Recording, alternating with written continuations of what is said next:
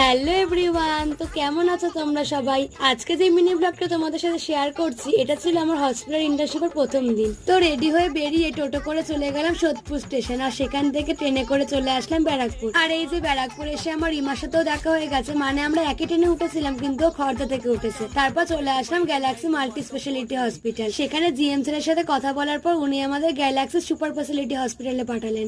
Mainly আমরা এখানে ইন্টার্নশিপটা করছি। তারপর এইচআর ম্যাম প্রথম দিন আমাকে দিলেন আইপিডি রিসেপশনে, আর রিমাকে দিয়েছিল ওপিডি রিসেপশনে। এই যে এইটা হচ্ছে আইপিডি রিসেপশন, আর তার পাশে কিন্তু খুব সুন্দর জগন্নাথ বলরাম সুভদ্রার মূর্তি আছে, আর ওই দিকটা হচ্ছে ওয়েটিং এরিয়া। তো প্রথম দিন তো ওরা আমাকে সিস্টেমের কাজগুলো বোঝাচ্ছিল।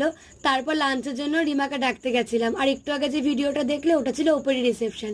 তারপর দুজন মিলে চলে আসলাম ক্যান্টিনে। তারপর খেয়ে দিয়ে যে যার ডিপার্টমেন্টে ফিরে গেলাম। এরপর সন্ধ্যে 6টা সাড়ে 6টা নাগাদ আমাদের ছুটি হয়ে গেছিল। এরপর আর কি দুজনেই ক্লান্ত মুখে বাড়ি চলে আসলাম। ভিডিও ভালো লাগলে লাইক আর সাবস্ক্রাইব করে দিও।